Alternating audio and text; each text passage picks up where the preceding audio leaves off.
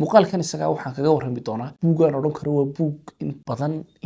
aan ka faa'iiday. Waa buug yaro kooban macno weyn ku fadhiya. Waa buug warqadihiisu ay kooban yihiin laakiin waxaad ka faa'iidaysaa runtii aad iyo aad u badan tahay. Buuggan waxaa loo yaqaanaa Still Like an Artist oo macnaheedu noqonayo tuug noqo sidii qof farshaxan ah. Sheekada ninkan uu buugga ugu magac daray iyo waxyaalo fara badan buu ku arki doonaa laakiin waxaa aad iyo aad runtii ii xiisa gelinaya inaan ku ogeysiiyo inay markii koowaad ay tahay ee aan buug intaan soo koobo weliba aanan hal muuqaal oo keliya aanan kusoo koobin taxane kala duwan aan kusoo koobo. Sidaa awgeed 10 qodob ee ninka qoraaga ahi uu buuggan ku barayo sidii aad u noqon lahayd qof farshaxan ah mid walba xalqad gaar ah iyo muuqaal gaar ah ayaan ka samayn doonaa. Sidaa awgeed haddaad nagu cusub tahay channelka ama pageka follow si ama subscribe si haddii aad hore noola socon jirtayna comment fiican iyo like ha ilaabin inaad kusoo dhaweyso muuqaalkan isaga ah waxaana rajaynayaa inaad wax badan ka faa'iidi doonto. Waa marka ugu horeysa buuggan ninka qoraaga wuxuu kaga warramay waxa loo yaqaan hal abuurka. Hal abuur haddaan kuu soo koobo waxa weeye inuu qofku afkaar badan oo kala duwan u curiyo isagoo mashaakilkiisa iyo dhibaatooyinkiisa xal ugu raadinaya. Markaa qofka waalidka ah, ninka macallinka ah, ninka hogaamiyaha ah, ninka madaxda ah, ninka qofka guddoomiyaha ah, dhammaan cid kasta oo mashaakil soo wajahaan oo mar walba u baahan inuu hal abuur cusub u keeno wax badan buu taraya. Odhan maayo qolo gaar u khuseeya laakiin waxaan odhan karaa cid inuun hogaamin ah ama cid hogaamisa haddii ay jirto buuggani waa buuggeedii. Buuggan isaga ahi wuxuu ka koobay 10 qodob oo kala duwan. Ninka qoraaga ahina wuxuu ku sheegaya in 10kan qodobi siday isagaba ay u saacideen adigana ay kaa saacidi doonaan sidii aad u noqon lahayd qof hal abuur leh oo mushkilad kasta iyo dhib kasta xalkeeda si yaro fudud u keeno. Sidaa awgeed muuqaalkan aan ku qaato qodobka koowaad oo noqon doona noqo tuug sidii qof farshaxan ah. Waa marka ugu horeysa haddii dadku inta badan waxay isweydiiyaan halkeebay afkaartu ka timaada hadday fikrad kugu soo dhacdo doonaysa inaad wax qorto ama YouTube channel aad leedahay doonaysa inaad muuqaal samayso ama buug aad rabtay inaad qorto amaba aad tahay nin waalid ah oo la dhib badan ubadkiisa sidii u korin lahaa afkaarta kala duwan ee maskaxdeena ku soo dhacda ee waxaynu hor yeeleen ku xalinayna tal halkee ka imaadaa. Ninkan qoraaga si cajiib uga jawaabo wuxuu ku yiri dee waa la soo xadaa adduunka ma jirto fikrad aan odhan karno 100% waa original. Adduunka waxa fikrad dul yaalla waa fikrada la soo koobiyey oo wax lagu daray oo la biiriyey oo la naaxiyey. Sidaa awgeed horta halka koowaad ee uu kuu sheegay waxa weeye inaad tuug noqoto ceebba maaha marka qaar soo xad cidda wax ku dhaantaa inuun baad wax ka faa'iidi doontaa intaad waxooda aad soo qaado marka qaarna wax ku daro ku biiri. Waa tuugnimo runtii aan odhan karo waa tuugnimo wanaagsan oo aan ceeb iyo dhaleecayn toona aan lahayn. Isagoo qodobka isaga xoojinaya ninkan qoraaga wuxuu sheegayaa marka aan fikradaynu ka hadlayno fikraduhu sida dadka bini'aadmiga oo kale adigu waxaad ka kooban tahay hidde-sidayaashii ama genes-kii ka yimid xagga hooyada iyo dhinaca aabbaha. Isla sidoo kale iyadoo taasi jirto ma tihid 100% qof koobi aabbihii u ah ama hooyadii koobi u ah ee waxaad tahay qof labadoodaba ka duwan waxoodiina wax ka mid a sita. Fikraduhuna waa sidaas oo kale meelo kala duwan baad ka keeni kartaa kala duwan baad ka soo xigan kartaa hase haatee adiga laftaadu caqligaaga iyo kartida iyo waayo aragnimadaadu waxay keensanaysaa inaad wax ku darsato halkaasina waa halkay fikradaha waaweyn ee cajiibka ahi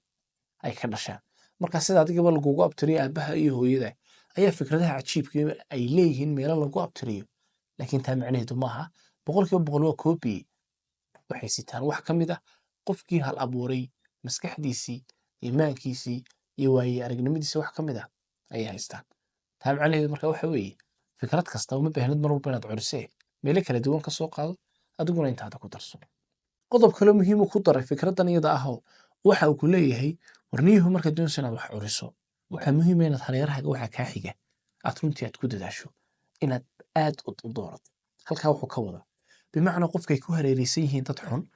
ama dad aan fikirkoodu geed kaa gaarsiisnayn ama waxyaalo maala yacni tana baqashi maskaxdiisa afkaarta ay soo saaraysa iyo ra'yiga kala duwan ee keenaysa wuxuu noqonayaa cantara baqashta ku hareeraysan.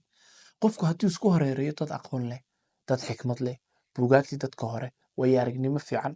qofkaasi wuxuu noqonayaa qof xikmaawiya waayo maskax waliba waxay tuujisaa waxa ku hareeraysan. Aad iyo aad baan runtii ula yaabaa maskaxdu talo sidee bay noqon doontaa waqti yar kadib dadka habeen iyo maalin dhageysanaya cantara baqashlayaasha aan cilmi aqoon lahayn habeen iyo maalin baraha bulshada kana hadhaacinaya ee wax laga faa'iideeyay aan jirin. Sidaa awgeed fikradan waxay ku leedahay weli waxaynu ku jirnaa qodobkii koobaad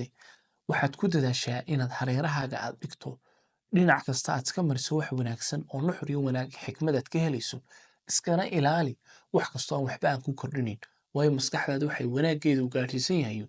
wanaagga waxyaalaha kugu hareeraysan intaasi haddaba iyadoo ay intaa ay tahay waxaa ugu muhiimsan in kusoo gabagabaynaynaa afkaartaadu waxaa muhiim ah si ay u noqdaan qaar midho dhal leh oo wanaagsan oo qurux badan naftaada waa inaad wax bartaa waxbarasho markaan kuley kuma lihi dugsiga tagay jaamacaddii nacam waa hab ka mid ah hababka waxbarashada laakiin haddana waxaa loo baahan yahay in qaababka kala duwan ee waxbarashadu leedahay inaad wax ku yeelato sida inuu qofku akhriska u badiyo sida inuu qofku wax baadhbaadho oo uu raadraaceeyo sida inuu qofku dadka waaweyn ee aqoonta iyo waaye aragnimada iyo garaadka ku dheer aad la saaxiibto ku dadaal inaad hareerahagaad u fiirsato oo wax kasta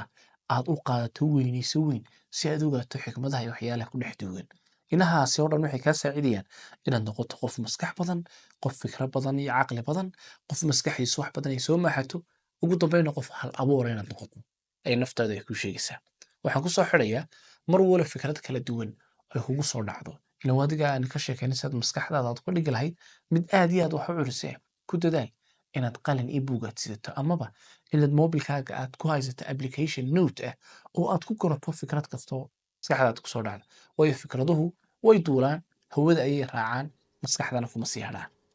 bal waxa aynu soo sheegnay oo dhan bal tusaale yaro kooban baan kaa siinaya inan baa jira xasan la yidhaahdo waa tusaale xasan ninkan xasan wuxuu doonayaa ama uu rabaa aadna uu jecel yahay inuu noqdo qof youtuber oo baraha bulshada wax soo geliya wax anfaciyo wanaag lana bulshada u soo geliya sidaa ogeed ninkan xasan haddii ay afkaartu ay ku yar yihiin waxaynu soo jeedinaa marka koobaade waa inuu yeeshaa cid afkaarta ka xado cid ku daydo dadku ku dayanayana uu dadku jecel yahay oo dadku markuu daawado maskax iyo aqoon ay u korodho dadkaasaynu leenahay xasanow koobiye waxay sameeyaan oo kalena sameeyo intaasoo keliya maaha ilan sidaynu uga warranay inay fikraddu ay jiin iyo hidisida ay leedahay haddii kuwa aynu ku tilmaano aad soo xadaysa inay yihiin dadka fikradda aad hayso iyo maskaxaha aad hayso dadka u asal ah halkaa ku koobnaane adiguna intaada ku darso intaa waxaa dheer si aad u noqoto qof maskax badan ku dadaal inaad aad wax u akhrido inaad naftaada wax barto inaad hareerahaaga aad eegto taasina waxay keensanaysaa maskaxyihii iyo caqliyadii aad soo koobiyeysatay inaad wax ku kor darto oo ay koraan wax macnalana ay noqdaan waxa intaa aynu kugu daraynaa hareerahaaga waxaad iska xigsiisaa dad mar walba kugu biiriya wax faa'iidiya anfaca leh halkaa waxaan ku leeyahay iska ilaali cantar baqshlayaasha aanad waxba ka faa'iideyn dad wanaagsan oo youtuberisa isku xidh wax badan aad ka faa'iideyso ugu dambeyn waxaan ogaan doonaa ama la arki doonaa in maskaxdaadu aad u shaqaysay mar walo aad ku dadaasho in tallaabooyinka aynu soo sheegnay inaad samayso markaana waxaad u baahnaanaysaa buug iyo qalin aad mar walba fikradaha cusub si aanay kaaga duulin aad ku qorato amaba waxaad u baahan tahay applicationkaasoo maskaxdaada wixii kusoo dhaca aad ku qorato halkaana markaa waxaan kugu sii tusaale fiican xasanow oo aan ku leeyahay hore u soco oo waxa weye nidaamkan iyo casharkan aad ku baratay muuqaalkan isaga ah youtuber weyn baad ku noqon kartaa hore u soco halkaa waxaynu ku soo aragnay sidii aad u noqon lahayd qof tuuga isla sidoo kalena tuug keliya aan hayni wax badan ku dara wixii uu soo xaday tuugnimada noocan oo kaliya maaha mid caya waa mid maskaxdaada xog korinaysa waa mid dadka aad ka soo qaadaysa afkaartooda maskaxdaadana aad wax kaga darayso intaynu ku kulmayno